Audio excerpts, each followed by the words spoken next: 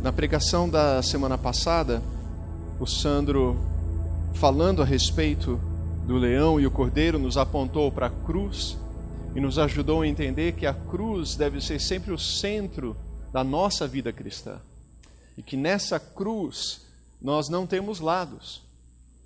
Nessa cruz não há direita, não há esquerda.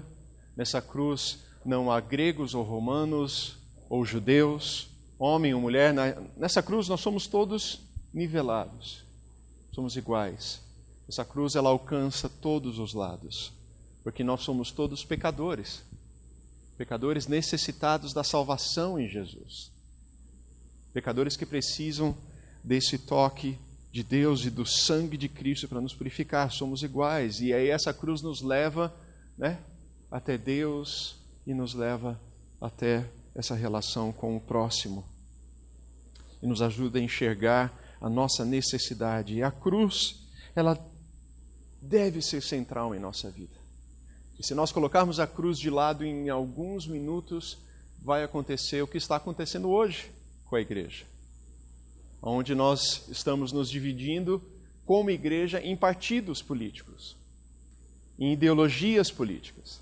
E nós não estamos olhando para a situação diante do nosso prisma, do nosso ângulo, da nossa lente bíblica, mas trocando a lente bíblica pelas lentes da política ou da ideologia.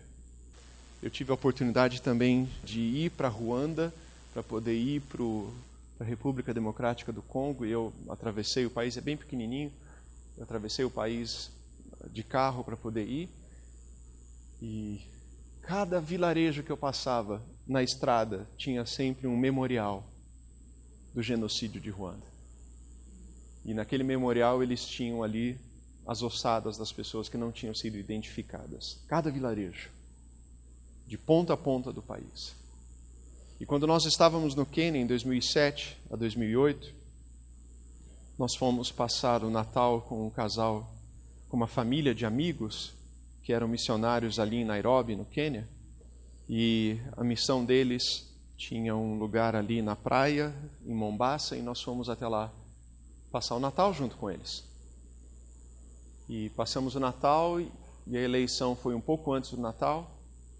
O resultado tinha que sair mais ou menos pelo dia 26 ou 27 de dezembro. O resultado não saiu e foi sendo adiado. E isso começou a inflamar os ânimos de uma eleição que já estava bem polarizada. E os africanos sabiam, quanto mais você demora para dar os resultados, maior é a probabilidade de você ter fraude nas eleições. E foi exatamente o que aconteceu. O candidato do governo, ele se reelegeu, não sei com qual a porcentagem lá, mas foi fraudado e aí as ruas explodiram em violência. Para você ter ideia, era uma zona eleitoral de 500 pessoas, o candidato do governo tinha 3.000 votos. Então, coisas assim. E coisa bem típica na África, que acontece bastante de acordo ali com a política, com as eleições ali. Só que o povo estava realmente se sentindo roubado, ultrajado por aquilo. E começou uma luta entre os dois lados. Só que os lados eram o da tribo do presidente. Você sabe, os países africanos são lá divididos e têm suas tribos. Em Uganda a gente tinha 27 diferentes tribos, no Quênia eu não sei quantas tem, mas deve ser mais ou menos umas 20 e poucas também.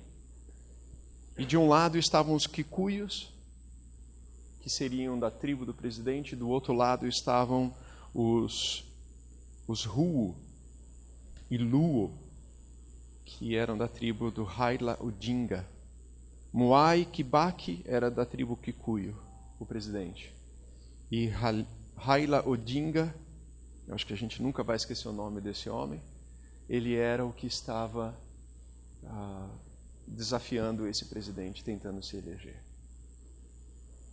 E a partir do dia 29 ou 30, começaram as manifestações e saques de lojas de Kikuyos, queimarem carros, ônibus, casas, perseguirem pessoas, grupos se juntando e queimando vilarejos porque esses moradores quicuios moravam na região dos Luos, e os Luos que moravam na região dos quicuios começaram a ser alvos de perseguição. Ele era um comerciante, tinha sua loja ali, e aquele outro comerciante tinha sua lojinha lá, então essa loja foi saqueada, aquela loja foi saqueada, dos dois lados começaram a ter isso, e aí entra a polícia e o exército, e com munição de verdade, e pessoas morrendo, e o instrumento mais usado são aqueles facões, aquelas foices, os pedaços de pau. Agora, o que nós temos a ver com isso é que exatamente durante isso nós estávamos tentando chegar em Uganda, então nós fomos pegos no meio dessa luta e dessa guerra, nós estávamos atravessando o país. Então nós conseguimos chegar em Nairobi bem, porque era dia 1º de janeiro, e como um bom supersticioso, o queniano não faz nada errado no dia 1º de janeiro, para que não aconteça no restante do ano com ele. Então esse dia a gente viajou tranquilo, só que dia 2 de janeiro, às 5 da manhã, quando a gente levantou e a gente começou a viajar, haviam várias barreiras na estrada, e essas barreiras eram pedras, paus, árvores que haviam sido cortadas e jogadas ali, e a gente teve que ir desviando centenas de barreiras e pedindo para passar, e eles paravam, e eles estavam com seus facões, eles estavam com seus paus e as suas pedras, e eles falavam para nós quem que nós estávamos apoiando. E eu falava, eu sou brasileiro, amigo, eu não estou apoiando ninguém, eu só quero passar aqui. Em determinado momento a gente tinha uma bandeira do Brasil, a gente botou a bandeira do Brasil no carro, assim, do lado de fora, e começamos a viajar. Falei assim, vai que eles pensam que é alguém da embaixada, deixa a gente passar rapidinho, né? Vamos tentar. E a gente viu a nossa vulnerabilidade, como a gente estava ali totalmente indefeso. Uma cacetada com aquele facão com a minha cabeça para fora, pedindo para passar, já era. Durante a nossa ida, assim, a gente via a fumaça ainda saindo daqueles casebres de pau a pique que tinham sido queimados na noite anterior, e só saía a fumaça deles. Nós víamos as pessoas com as malas na cabeça, nas costas, andando, gente tentando subir no nosso carro, se segurar no bagageiro para poder ir com a gente até a próxima estação de polícia. Agora, uma das coisas que mais marcou foi que quando nós passávamos naquelas barreiras que eles foram criando ali, nos vilarejos, é que quando a gente se identificava, eu falava, não, a gente está voltando para Uganda, cara, tal. E eles olhavam e falavam assim, ora por nós, ora pelo nosso país. Aquele cara estava naquela barreira, com aquele facão, esperando algum quicuio passar, ou algum Luo passar, e ele pedia para que eu orasse por ele. Naquele momento eu sabia que aquelas pessoas que estavam pedindo oração eram pessoas que estavam indo na igreja. Porque quem não é da igreja não pedia oração ali. E eu olhava para ele e eu pensava assim, o que é que esse cara está fazendo aqui? Se ele está pedindo oração, ele vai na igreja, o que é que ele está fazendo nesse lugar? O que ele vai fazer com esse facão? Ele vai matar alguém de outra tribo com esse facão? E domingo ele vai na igreja de novo? E pior, ele vai matar exatamente aquele que é o seu irmão em Cristo, porque ele é de outra tribo? E aquilo estava acontecendo. Enquanto nós passávamos, e foi uma atrás da outra, foi um dia terrível que nós jamais vamos esquecer. Até que um percurso de 6 horas de viagem, nós levamos 18 horas de viagem, e quando era quase 6 da tarde, nós conseguimos chegar na fronteira, e atravessar a fronteira, conseguir entrar em Uganda. Foi a misericórdia de Deus. Deus foi nos carregando. Um dos últimas barreiras que nós passamos, um deles colocou um pedaço de tijolo no nosso vidro e apontou para o meu amigo e falou assim, isso aqui é para você, ó. Se você tentar passar, isso aqui é para você. Foram várias situações, e nós vimos tanto a maldade no coração dos homens, e Satanás realmente usando a vida dos homens para destruir uns aos outros, quanto nós vimos a misericórdia de Deus, e as portas se abrindo, aquelas barreiras se abrindo para nós passarmos. Nós demos carona para pessoas, um carro parou no meio da viagem e o cara desceu do carro e falou, o que você está fazendo aqui? Não sei, lá eles chamam de muzungo, porque você é branco, então esse é o apelido geral de todos os brancos ali. Ele falou, muzungo, você está fazendo o quê aqui? No meio de tudo isso? Eu falei, eu estou tentando chegar em casa, minha filha está doente. Eu falei assim, e a gente achava que era malária. Eu preciso passar. E aí ele falou, pera. Chamou alguém e falou assim, esse aqui é o meu homem, esse aqui é da minha tribo, ele vai te levar até tal lugar. E ele entrou no carro, e esse cara só botava a cabeça para fora, falava umas palavras em Kiswahili que não entendia, e o pessoal já ia abrindo, e eu ia passando até o lugar. Outros pediam dinheiro, outros começaram a beber. O álcool, eu posso dizer para vocês, com certeza, era o combustível daquela revolta toda. E que fazia aqueles homens fazerem coisas que talvez eles não fizessem se estivessem sóbrios. Mas o mais triste de tudo isso, meus irmãos, é que há uma igreja viva e atuante no Quênia, assim como havia ali em Ruanda, e vários daquelas pessoas eram pessoas que estavam indo à igreja. E aí eu quero dizer para vocês que nós precisamos olhar para aquilo e trazer esse exemplo para nós aqui, e podemos refletir como igreja e tentar entender como igreja. Porque se nós nos achamos melhores do que eles, nós estamos enganados, porque eu tenho certeza que a mesma maldade e crueldade que existe no coração daqueles homens está no nosso coração. Nós não podemos ser arrogantes e acharmos que não, nós somos diferentes. Espera, isso jamais aconteceria aqui. Isso pode acontecer aqui. Pode, porque o nosso coração é como o coração daqueles homens, e é um coração que é desesperadamente mau, da onde todas as coisas ruins procedem, da onde todo o pecado, toda a ganância, toda a injustiça, toda a corrupção, toda a violência provém. É do nosso coração. E o que nos faz um pouco mais contidos é exatamente o poder do Senhor Jesus. Mais nada. Nós somos pecadores.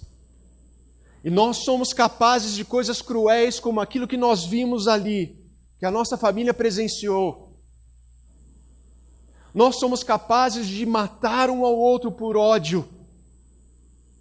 Porque isso está no nosso coração, porque somos caídos. Somos pecadores. E o que nos traz a um patamar de uma vida diferente é o sangue de Jesus que morreu por nós na cruz.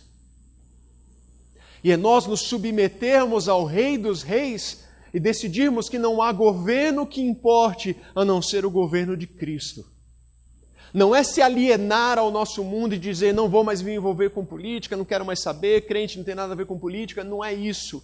Mas é nós nos posicionarmos diante de todas as políticas como seguidores de Cristo, servos de Cristo, onde nós vamos olhar e analisar cada detalhe de acordo com as lentes do Evangelho e não ao contrário.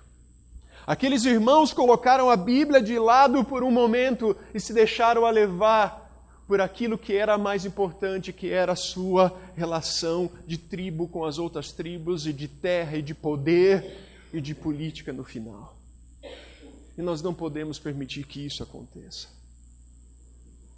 Porque se nós aceitarmos isso primeiro entre nós como comunidade, nós estamos falhando com o sangue de Jesus.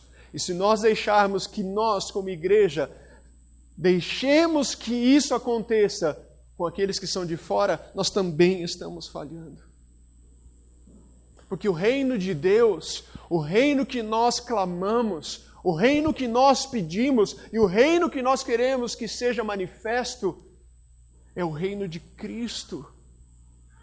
E Ele é um reino de amor, de misericórdia, de justiça, de paz e de alegria. Nós somos chamados a lutar por esse reino e para manifestar a glória e o poder de Deus desse reino. Romanos capítulo 14, versículo 17. Pois o reino de Deus não diz respeito ao que comemos ou bebemos, mas a uma vida justa, a uma vida de justiça, paz, alegria no Espírito Santo. O apóstolo Paulo está ali falando com os irmãos que estavam discutindo sobre carne, ou comer carne ou não comer, e a carne que ele come, se era sacrificada, não era, e aquilo que escandaliza o irmão.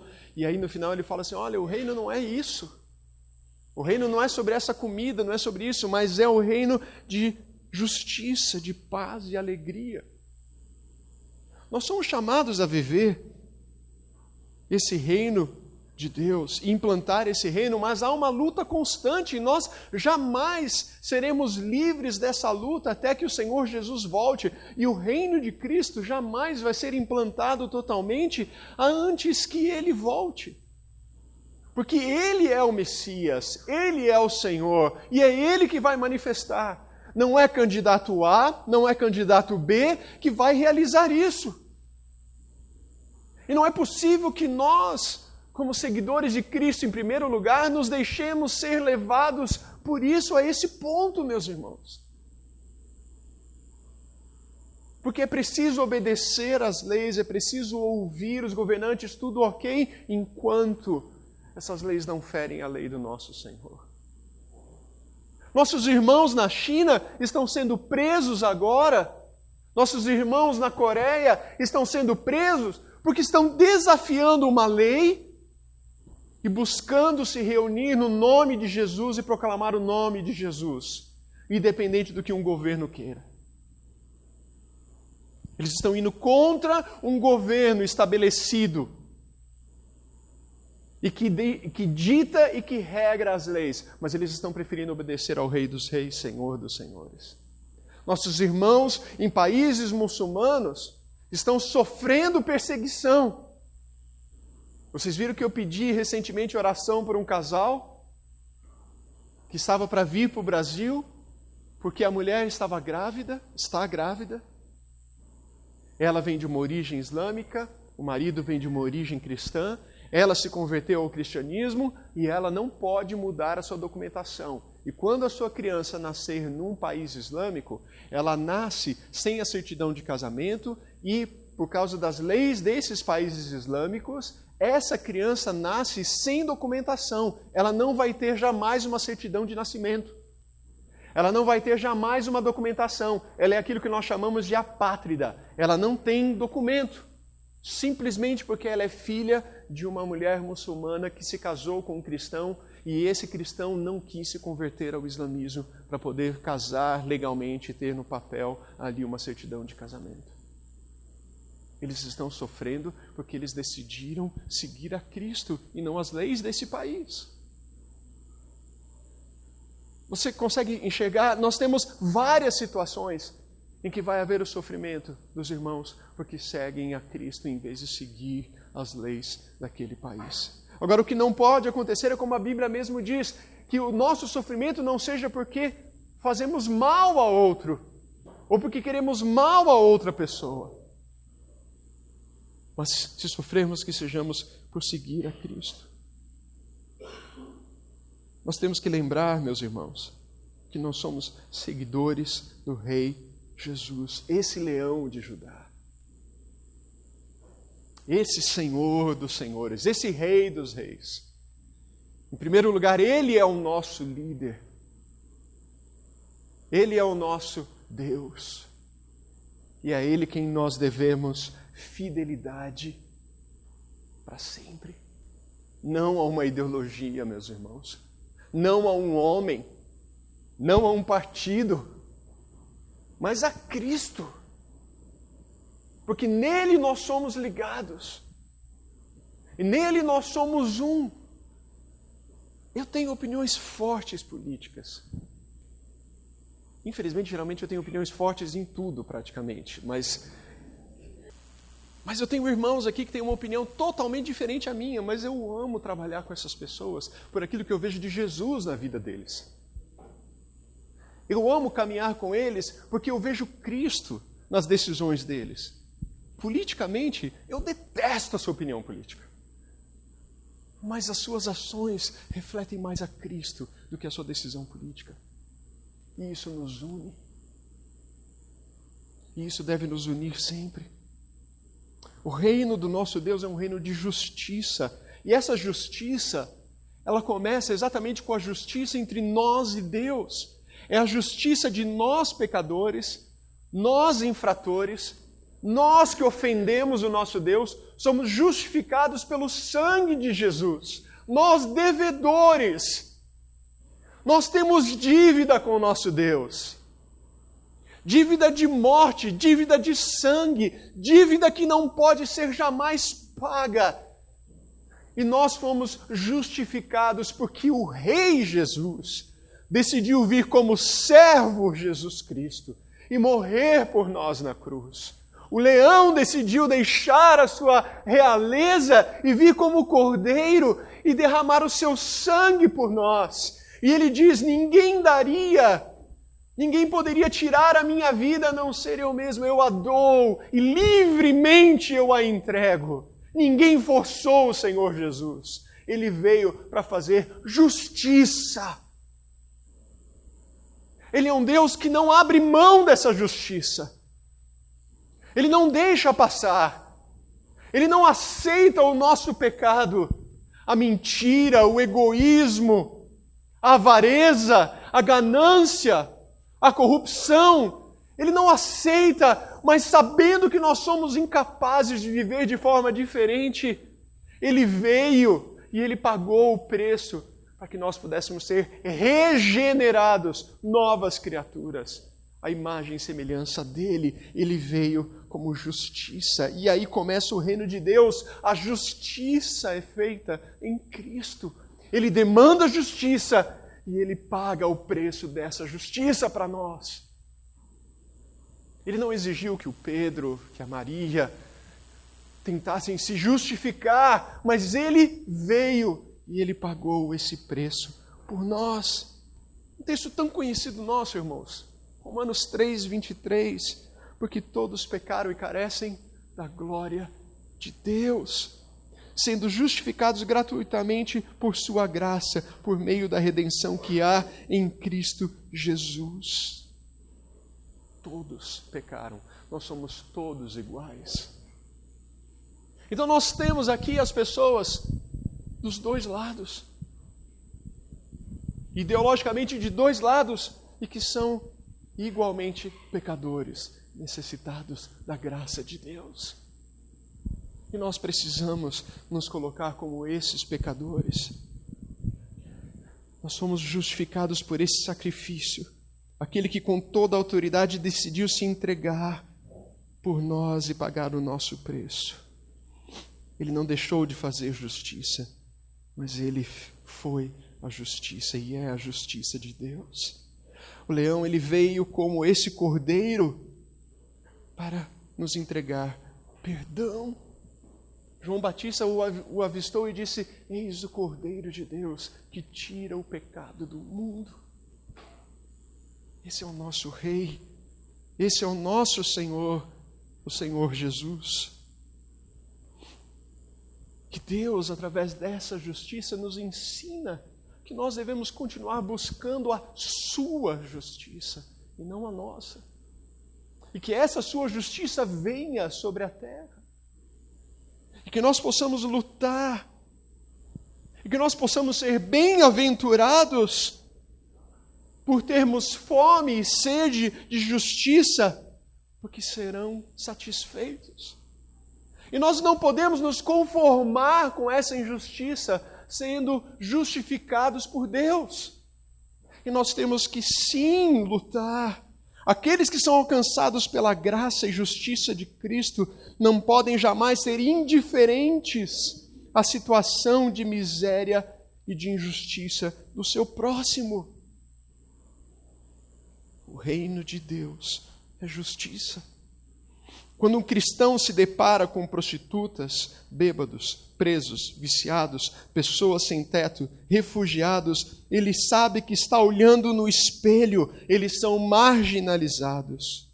E ele enxerga, eu fui marginalizado por causa do meu pecado. Eu vivia à margem deste reino.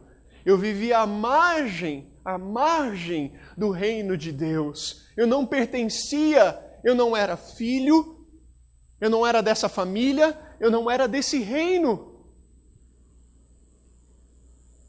Tim Keller fala isso no seu livro Ministérios e Misericórdia. Nós fomos transportados do reino das trevas para o reino da sua maravilhosa luz. Nós somos resgatados do inferno para a salvação eterna. Por isso, quando nós olhamos a injustiça, nós não nos conformamos e não podemos nos conformar com ela. E nós queremos que esse reino de Deus venha. Mas esse reino não é um reino que vem pela violência, pela imposição. Esse reino, meus irmãos, não vem pela imposição da espada ou da força. Um grande problema da igreja é que ela, às vezes, tem se confundido e tem tentado ser o leão e não o cordeiro. E só existe um leão, só existe um rei, e esse é Jesus. Nós, igreja, nós somos o cordeiro, não o leão. Quando nós assumimos a posição de leão, de justiceiro, ou de buscar a justiça, a nossa própria força, a Inquisição acontece. As cruzadas acontecem. A destruição em nome de Deus acontece. E nós somos chamados a ser ovelhas, cordeiros de Deus.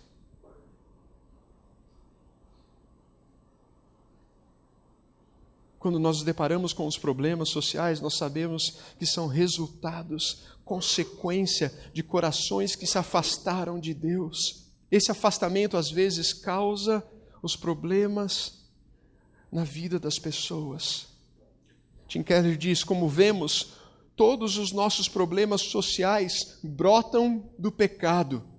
As pessoas de esquerda jogam a culpa dos problemas na injustiça, na ganância, no racismo, no imperialismo, nas guerras, na opressão. As pessoas de direita culpam a desintegração da família, o crime, a imoralidade pessoal, o egoísmo, a falta de disciplina. Os dois lados estão certos. Nossos problemas sociais são incontáveis. Solidão, conflitos interpessoais, conjugais e familiares, pobreza, lutas de classes, constantes confronto e ineficiência da ordem política. E tudo isso é consequência do pecado. Os nossos problemas sociais, sejam eles quais forem, a base deles, o cerne deles, é o coração pecaminoso do ser humano. O coração que visa a si mesmo, que coloca o seu próprio interesse sempre, a sua ganância, o seu egoísmo, a sua própria vontade, acima de tudo, e Deus excluído. Quando nós buscamos o reino de Deus e a sua justiça, nós buscamos ser reinados pelo Senhor Jesus em nossas decisões. Nós buscamos ser reinados pelo Rei dos Reis naquilo que nós queremos e devemos fazer. E nós ouvimos o Senhor Jesus como se Ele dissesse, me dê tudo o que você tem. Eu não quero só o seu tempo, os seus talentos e dinheiro e muito do seu trabalho. Eu quero você e todo você. Eu não vim para atormentar ou frustrar o homem ou a mulher natural, mas eu vim para matá-lo. Nenhuma meia medida serve.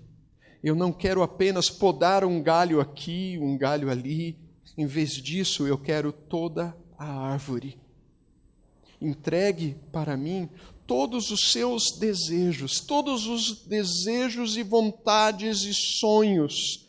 Entregue-os todos para mim. Entregue-se a mim, e eu farei de você um novo eu, a minha imagem. Entregue-se a mim, e em troca eu te darei a mim mesmo. Minha vontade se tornará a sua vontade, e o meu coração se tornará o seu coração. Diz C.S. Lewis, em Cristianismo Puro e Simples. A nossa política deve ser baseada nesse apelo e esse reinado do Senhor Jesus. Todas as nossas áreas, desejos e vontades. Eu era questionado pelo meu filho um desses dias sobre a pena de morte. E eu falei para ele, humanamente eu tenho vontade que ela acontecesse. Em alguns casos, quando eu olho a atrocidade dos crimes cometidos por algum ser humano, humanamente, carnalmente, o meu desejo era que houvesse a pena de morte. Me falta às vezes fé para até crer na transformação daquela pessoa. Só que isso sou eu, e eu estou errado. E eu falei para ele, mas diante daquilo que eu entendo de Cristo, eu não aceito a pena de morte, porque eu não quero tirar a vida desse ser humano. Porque eu acredito que sempre vai haver a esperança de transformação desse ser humano pelo milagre da conversão do sangue de Jesus. E ele falou para mim assim,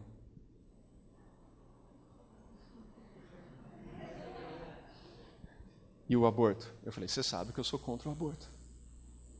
Aí ele olhou para mim e falou, bom, pelo menos você está sendo coerente, né?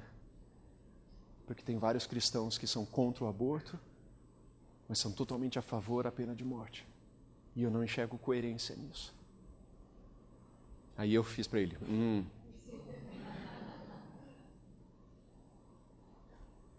Nós temos que submeter a nossa vontade ao reino de Deus e ao Rei Jesus.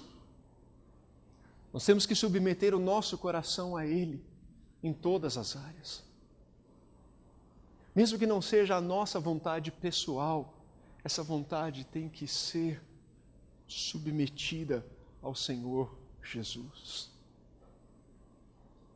Mesmo que nós tenhamos medo de algumas situações, o medo não pode nos governar, porque nós temos a convicção de que temos a vida eterna com Cristo. A convicção suprema de que nós já somos resgatados e reconciliados com Deus. O Jonas Madureira, lá no seu livro, ele fala sobre Abraham Kuyper, aquela frase de não há nenhum centímetro quadrado da existência humana que não esteja debaixo do senhorio de Cristo. Tudo está debaixo de sua autoridade. Ele é o Rei do universo, é o Rei da igreja. E a missão da igreja é proclamar, seja para domésticos da fé, seja para os que vivem segundo o curso deste mundo, que Cristo é o Senhor de tudo o que existe. Aí você coloca um parêntese e adiciona nessa frase, incluindo a timeline do seu Facebook. Fecha o parêntese. Tudo deve estar debaixo da soberania do Senhor Jesus. Se houver 1 centímetro quadrado nosso, ele deve estar. E é por isso que o cristão não pode se enquadrar de um lado ou de outro em uma visão partidária, porque ele vai se confrontar de um lado ou de outro com questões que não se encaixam debaixo da visão do senhorio de Jesus. Ele vai olhar como a nossa irmã Corrie ten Boom olhou para o nazismo e ela vai dizer, eu vou esconder judeus na minha casa, é contra o governo, é contra a lei, e eu vou até pecar mentindo. Não vem inventar que ela não estava pecando mentindo, porque estava, e ela mentia, e mentia para salvar a vida daqueles judeus. E um dos judeus que ela salvou se tornou mais tarde o primeiro-ministro da Holanda. E mesmo que não se tivesse tornado nada, não é que não era importante, mas eles pagaram o preço com a sua família sendo morta. Seu pai e a sua irmã morreram nas prisões. E ela passou por atrocidades. Ela foi torturada, ela foi violentada. E mais tarde ela tem um encontro com um dos seus torturadores na igreja. E aí ela começa a falar sobre o perdão. E aquele homem, em lágrimas, vem pedir o perdão dessa mulher. Paulo era um torturador. Paulo arrastava as pessoas, jogava em prisões, participava da execução daqueles que seguiam a Cristo. E ele teve um encontro transformador com o Senhor Jesus. As nossas visões políticas devem estar submissas à visão do Rei Jesus. Nós nos posicionamos não por uma ideologia política, mas pelo Senhor de Jesus. Nós jamais concordaremos, apoiaremos ou seremos omissos em relação à tortura, o abuso, a opressão, a exploração, a escravidão, o racismo, a homofobia. Nós jamais aceitaremos a promoção e a banalização do amor, do aborto. Nós vamos ser sempre, como servos de Cristo, a favor da vida e deixar clara nossa rejeição ao extermínio de crianças que não são nascidas. Nós vamos manter uma posição de acordo com os valores morais e éticos que Jesus estabeleceu para nós. Nós vamos continuar seguindo, não importa a onda ideológica, não importa a onda política ou cultural, nós vamos nadar contra a cultura. Nós não vamos aceitar como igreja a sexualização de crianças, a promoção de uma agenda LGBT no incentivo a crianças e adolescentes a relação homoafetiva. Uma coisa não impede a outra de não sermos homofóbicos e tratarmos com ódio as pessoas que optam por isso. Mas como igreja, nós não vamos nos aliar a tal ideologia. Nós sabemos que Deus criou homem e mulher Deus os criou. E a relação saudável sexual num casamento é entre um homem e uma mulher, e isso é bíblico, e nós não vamos mudar. Nós vamos permanecer com essa visão. 2150, alguém vai estar aqui, alguém vai estar pregando essa mesma mensagem. Porque essa é a mensagem do Deus Criador. Não é uma mensagem de ideologia, mas é uma mensagem bíblica. Nós vamos continuar dizendo que a relação sexual é para existir dentro da aliança do casamento. O Sandro pregou isso outro mês aqui falando sobre isso, e algumas pessoas saíram dizendo que, puxa, aquilo é muito difícil, eu já não acredito mais nisso. Eu sinto muito que você não acredita mais nisso, mas é exatamente isso. A relação sexual entre um homem e uma mulher, biblicamente, de maneira saudável, pertence à aliança desse casamento. E nós não queremos outro tipo de ideologia que seja. É isso que nós vamos continuar falando. É coisa do passado, 2000 anos atrás, que Jesus pregou. E nós vamos continuar pregando. Vamos continuar buscando viver isso. Pode se tornar mais difícil, mas é isso que nós vamos pregar, é isso que nós vamos buscar. Porque isso não vai ser moldado pela cultura, mas vai ser moldado pela minha relação com o meu Rei, com o meu Senhor, com o meu Salvador. A cultura antiga aceitava claramente a escravidão. E William Wilberforce se levantou contra a cultura da escravidão e pregou isso contra a cultura que era aceita nas igrejas e contra a cultura que era aceita na sociedade de que estava ok você ter alguém escravo. E ele se levantou e disse, não está ok, mas a nossa cultura aceita, as nossas leis permitem. E ele disse, mas a palavra de Deus não permite. E ele se levantou. Por 30 anos ele lutou contra a escravidão. Não porque era ideologicamente contrário, mas porque ele era biblicamente guiado para lutar. William Carey, na Índia, lutou contra o ritual que queimavam as mulheres viúvas junto com seus maridos na hora do enterro. De acordo com tribos na Índia, quando morresse o homem, a mulher seria queimada junto com ele na hora do funeral. E William Carey lutou contra isso, até que se tornasse uma lei proibindo que as mulheres fossem mortas junto com o corpo dos seus maridos que haviam morrido. Era culturalmente aceito, era legalmente aceito, mas ele lutou contra isso, porque a sua posição estava olhando para o Rei dos Reis, não para o rei da Inglaterra, não para os soberanos daquela nação, mas olhava qual é a posição do Senhor Jesus em relação a isso. E era essa posição que eles seguiram, independente do que a cultura aceitava. Porque o reino de Deus é justiça. Porque nós, meus irmãos, como disse S. Lewis, nós vivemos num território ocupado pelo inimigo, e que é este mundo.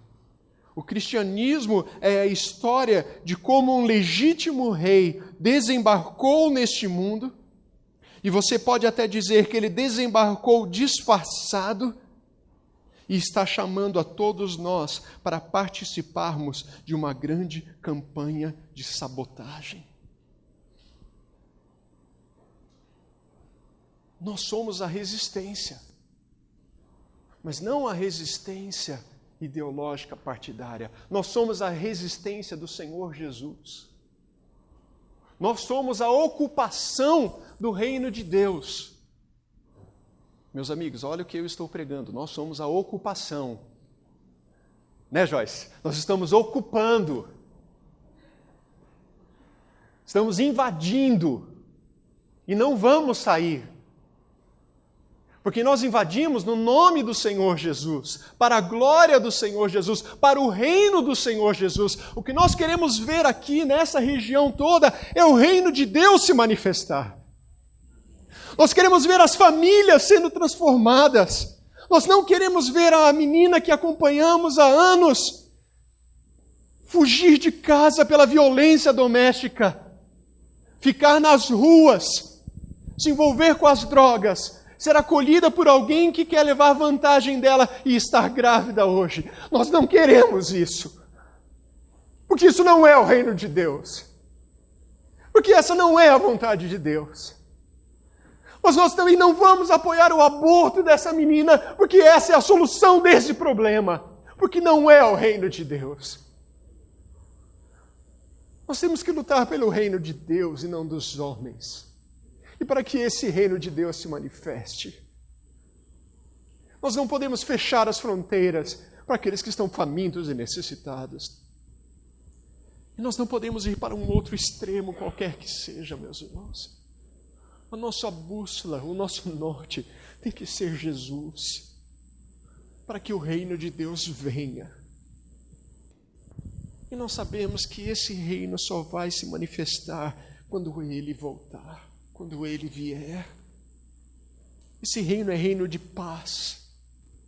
Paz que foi trazida através do sacrifício de Cristo para nós. Paz que foi nos dado com Deus. Nós fomos pacificados na nossa relação com Deus. Éramos inimigos, filhos da ira. E fomos pacificados. E paz com Deus, no que depender de nós, temos paz uns com os outros. E eu sei que é difícil. Quem anda mais perto comigo sabe que é difícil para mim. Pergunta para minha mulher como é difícil. Não é fácil. Mas se depender de vós, tende paz com os homens. Busque a paz. Porque Cristo é a nossa paz. Ele uniu judeus e gentios em um só povo ao derrubar o muro de inimizade que nos separava.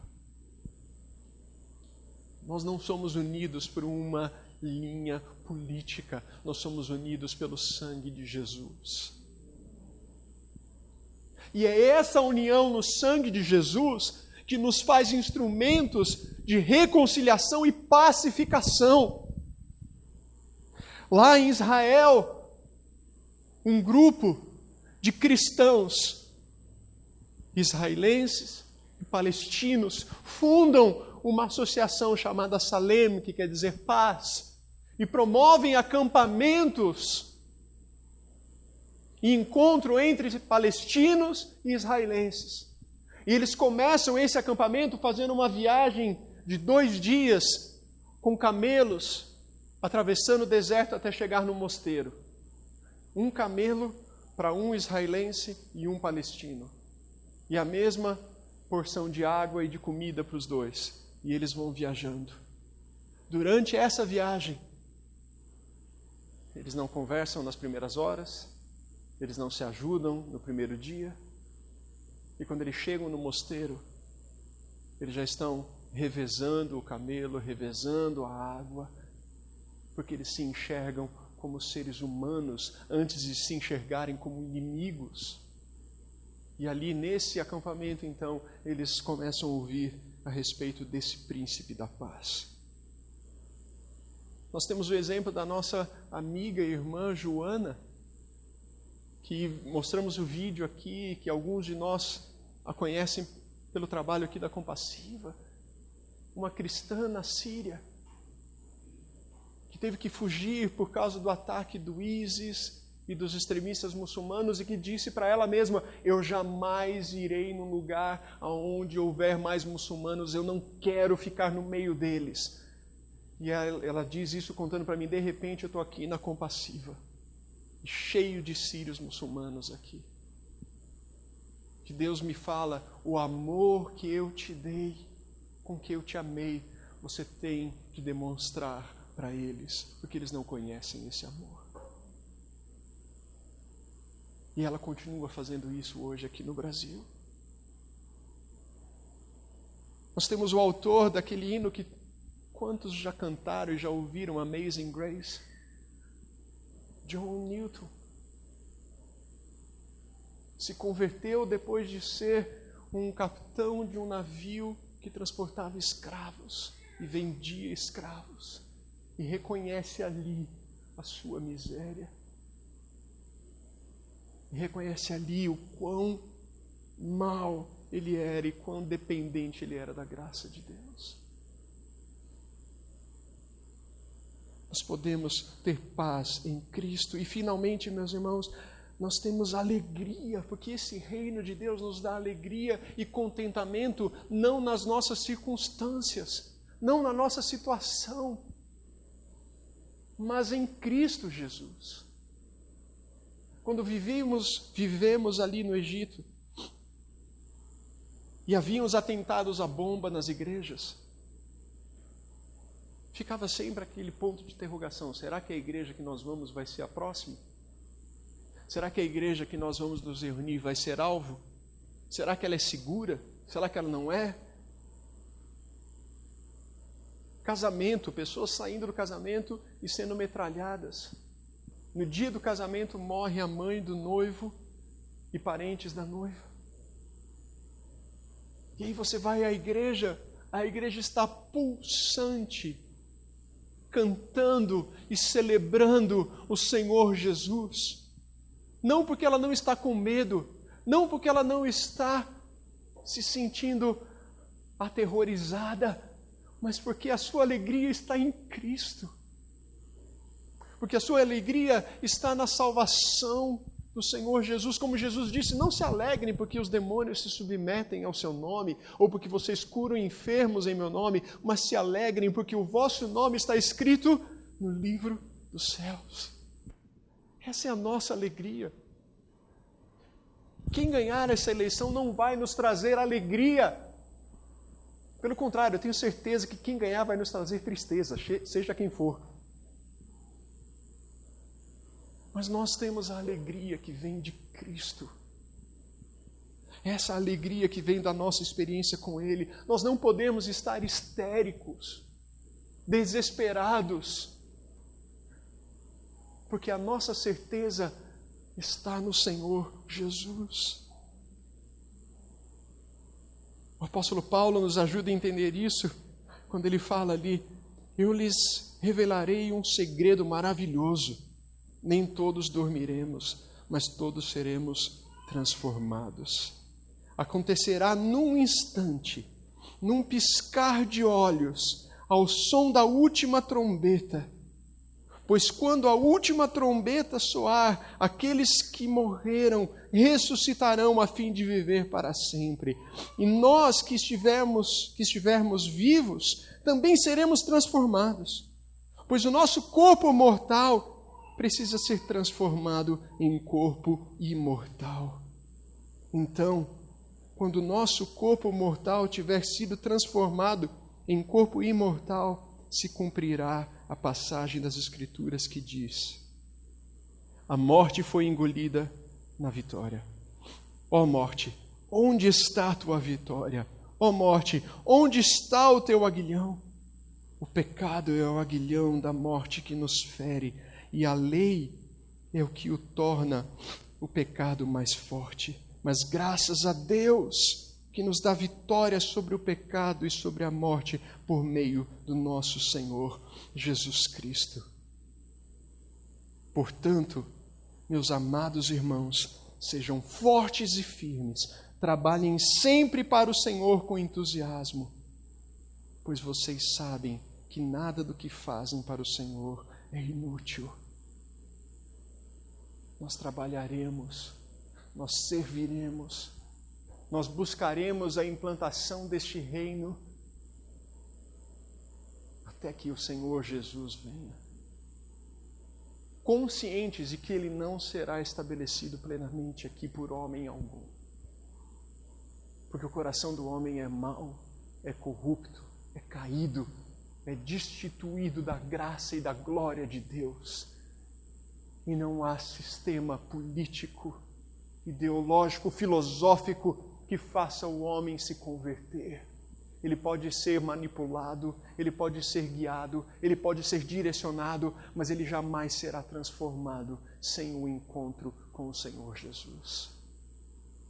E não adianta um presidente que vai chegar e falar: o Brasil é do Senhor Jesus, porque o Brasil não vai mudar da noite para o dia com isso. Não adianta. E nenhum que venha fazer uma outra coisa totalmente oposta também não vai trazer mudança.